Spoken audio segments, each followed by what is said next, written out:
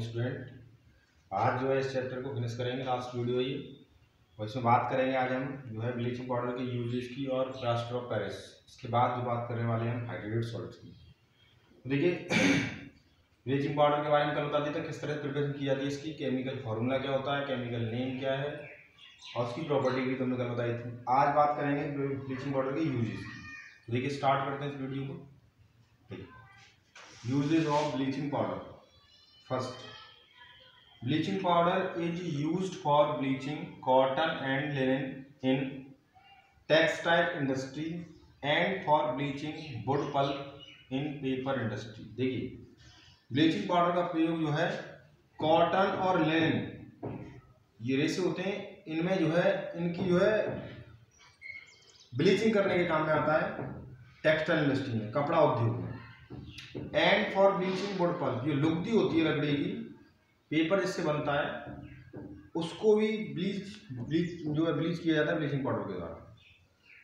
Second, bleaching powder is used for disinfecting drinking water supply, यानी कि जो हमारा पानी होता है पीने का उसको डिसइंफेक्ट किया जाता है, मतलब जो कीड़े मकोड़े होते हैं उनको मारने के लिए उसमें ब्लीचिंग पाउडर में ला दिया जाता है। Bleaching powder is used for the manufacture of chloroform, जो बेहोशी की दवा होती है क्लोरोफॉर्म, उसको बनाने में ब्लीचिंग पाउडर का प्रयोग किया जाता है, यानी इसका फॉर्मूला होता है CHCl3। याद रखने वाली बात है, ये क्या होती है, बेहोशी की दवा होती है। तो क्लोरोफॉर्म बनाने में भी ब्लीचिंग पाउडर का प्रयोग किया जाता है। इसके बाद फोर्थ यूज है इसका, bleaching powder is used for making wood अनश्रिंकेबल।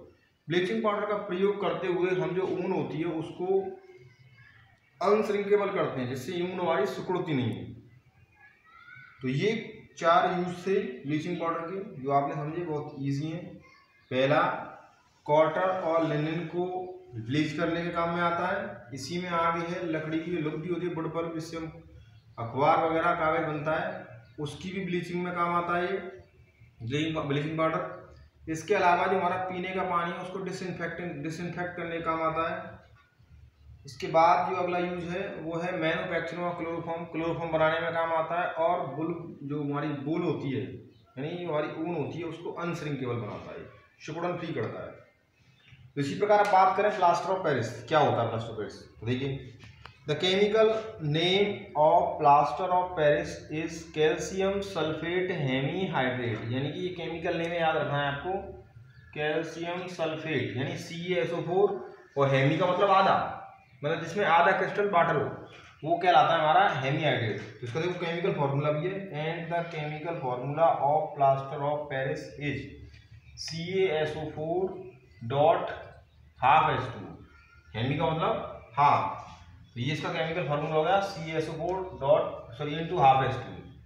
देखो प्लास्टर ऑफ पेरिस कॉमनली जो नोन होता है, इसको जानते हैं सामान्य तौर पे POP भी कह देते हैं। जो हमारे घरों में जब काम वाम चलता है तो गड्ढे वड्ढे होते हैं, उनको भरने के लिए POP का प्रयोग करते हैं।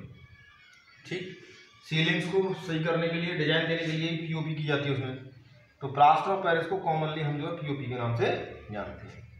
अब देखो POP को जो है कैसे बनाएंगे, preparation of plaster of Paris. POP कैसे तैयार किया जाता है, प्लास्टर ऑफ पेरिस कैसे तैयार किया जाता है।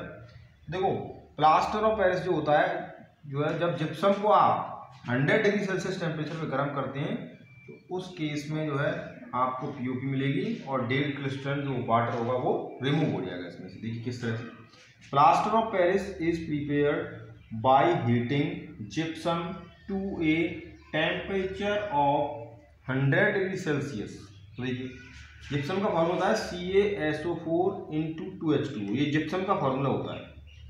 जब इसको हीट करते हैं 100 डिग्री सेल्सियस टेम्परेचर पे, तो इसमें से जो है 1.5 क्रिस्टल वाटर जो है निकल जाता है, आधा जो क्रिस्टल वाटर है वो उसमें बचता है, यानी CaSO4 into half H2O plus 1/2 H2O वहाँ हो जाता है। तो इस प्रकार जो है हम जब जिप्सम को 100 डिग्री सेल्सियस पे गर्म करते हैं उस केस में हमें POP मिलता है। तो इस प्रकार हमने देखा कि किस तरह से प्लास्टर ऑफ पेरिस को हम प्रिपेयर करते हैं, इसका केमिकल नेम क्या है, केमिकल फॉर्मूला क्या है। अब बात करेंगे हम chemical property plaster of Paris की क्या होती हैं और जो प्लास्टर ऑफ पेरिस के यूजेस क्या हैं। तो देखिए स्टार्ट करते हैं उसको भी। तो देखिए बात करते हैं properties of plaster of Paris की, प्रॉपर्टीज क्या होती हैं। तो देखिए फर्स्ट प्रॉपर्टी है plaster of Paris is a white powder. Plaster of Paris एक वाइट पाउडर है। सेकेंड प्रॉपर्टी है, plaster of Paris has a very remarkable property of setting into a hard mass on waiting with water. देखिए इसमें एक बहुत ही remarkable property ये होती है कि जैसे ही जो हमारा प्लास्टर ऑफ पेरिस है वाटर के संपर्क में आता है, या जैसे इसमें पानी मिला देते हैं हम, तो ये तुरंत जम जाती है। हार्ड मास का मतलब होता है जम जाती है, क्योंकि जैसे ही पीओपी जो है वाटर के साथ में रिएक्शन करती है तो ये जिप्सम बना लेती है। किस तरह से बनाती है देखिए, CaSO4 dot half H2 into half H2 plus 1 whole number 1/2 H2 1.5 crystal water ले करके तो जिप्सम फॉर्म कर ली इसने CaSO4 इंटू 2 H2। तो ये जिप्सम बन गई, सेट हो गया ये हार्ड मास में। तो इस प्रकार जब भी ध्यान रखें आप, पीओपी वाटर के कॉन्टेक्ट में आती है तो ये तुरंत जम जाती है, एक हार्ड मास क्रिएट हो जाता है। अब बात करते हैं uses of plaster of Paris, कहाँ कहाँ यूज होता है इसका।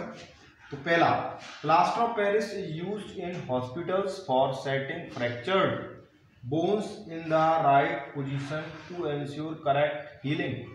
जब हमारे हाथ टूट जाए, पैर टूट जाए या शरीर का कोई भाग टूट जाता है तो वहाँ पे हम लोग क्या करते हैं, प्लास्टर करवाते हैं। तो प्लास्टर में जो सब्सटेंस प्रयोग में लाया जाता है वो पीओपी होती है, जो बिल्कुल सही पोजीशन में हमारे हाथ को या पैर किसी भी पार्ट को, हड्डी को जोड़ने का काम करते हैं। सेकेंड है इसका, plaster of Paris is used in making toys, decorative materials, cheap ornaments.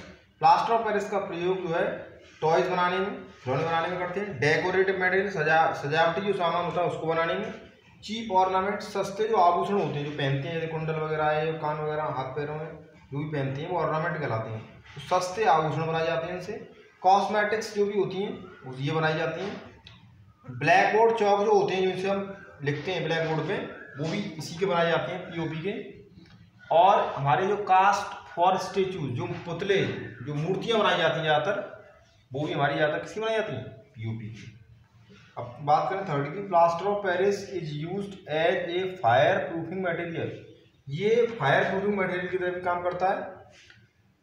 अगला है, plaster of Paris is used in chemical laboratory for sealing air gaps. Chemical laboratory के अंदर जो भी गैप्स होती हैं उनको बंद करने का काम करता है क्या, plaster of Paris. In apparatus where air tight arrangement is required. और किसी भी एक मतलब मान चलो कोई एपरेटस है, उसमें आपको एयर टाइट अरेंजमेंट तैयार करना है, तो वहाँ पे जो गैप जो होते हैं जगह जगह उनको भरने का काम जो है पीओपी के द्वारा करते हैं, जिससे कि बाहर का एटमॉस्फेयर और अंदर का एटमॉस्फेयर एक दूसरे कॉन्टेक्ट में ना आ सके। अंदर से बाहर हवा ना आए, ना बाहर का जो एयर वगैरह है वो अंदर जाए। तो एयर टाइट बनाने के लिए हम लोग जो है पीओपी का उपयोग करते हैं लेबोरेटरी के अंदर।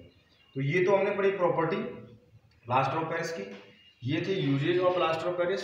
अब लास्ट टॉपिक इस चैप्टर का बचा हुआ है वो है हाइड्रेटेड सॉल्ट, यानी वाटर ऑफ क्रिस्टलाइजेशन। तो इस टॉपिक को और समझा करके और ये चैप्टर फिनिश हो जाएगा। इसके बाद जो नेक्स्ट वीडियो में अगला चैप्टर स्टार्ट करेंगे। तो देखिए स्टार्ट करते हैं हाइड्रेटेड सॉल्ट को। बात करते हैं वाटर ऑफ क्रिस्टलाइजेशन की।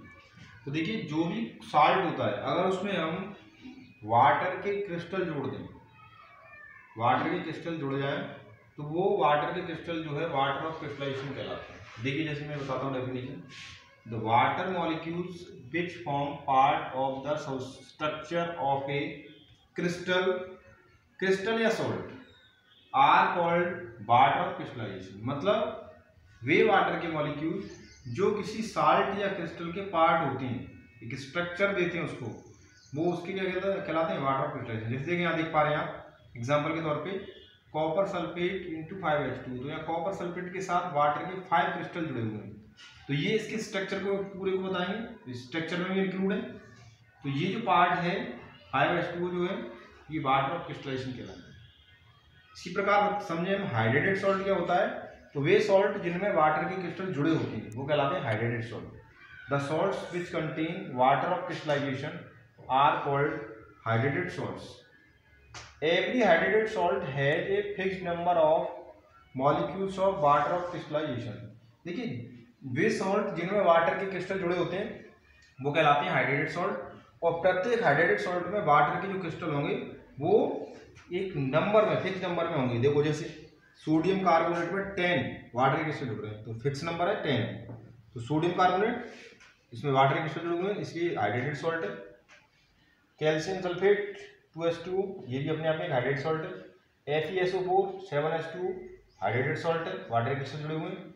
CuSO4 इंटू 5H2 ये भी क्या है, हाइड्रेटेड सॉल्ट है। तो इस प्रकार आपने देखा कि वे साल्ट्स जिनमें वाटर ऑफ क्रिस्टलाइजेशन इंक्लूड होते हैं वो कहलाते हैं हाइड्रेटेड सॉल्ट। बात करें एनहाइड्रेट सॉल्ट की, क्या होते हैं?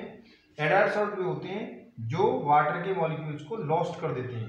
The salts which have lost their water of crystallization are called anhydrate salt. वे साल्ट्स जो वाटर ऑफ क्रिस्टलाइजेशन को लॉस्ट कर देते हैं एनहाइड्रेट सॉल्ट कहलाते हैं। जैसे मैंने समझा कि कॉपर सल्फेट को अगर आप हीट करें तो यहाँ कॉपर सल्फेट हो जाएगा, वाटर के जो 5 क्रिस्टल हैं यहाँ पे देखते हैं ये अलग हो जाएंगे। तो ये जो बचा हुआ है कॉपर सल्फेट वो एनहाइड्रेट कॉपर सल्फेट है, जिसमें देख पा रहे हैं आप कि जो हाइड्रेटेड सॉल्ट कॉपर सल्फेट का है जिसका कलर ब्लू है, एनहाइड्रेट्स में वो कलर हो गया व्हाइट।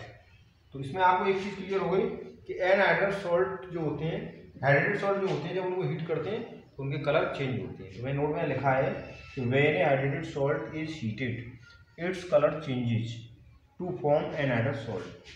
जब भी कभी भी हम जो है हाइड्रेटेड सॉल्ट को हीट करेंगे तो उसका कलर चेंज होता है और एनहाइड्रेट सॉल्ट बनाया जाता है। तो इस प्रकार हमने पूरे चैप्टर को एक्सप्लेन किया, आपकी समझ में भी आया होगा, वाटर ऑफ क्रिस्टलाइजेशन समझ में आया होगा, हाइड्रेटेड सॉल्ट, एनहाइड्रेट सॉल्ट, ये सारी चीज़ें हमने एक्सप्लेन करी। इससे पहले जो यूज़ करा, अब जो हम नेक्स्ट चैप्टर को अगली वीडियो में लेके आएंगे।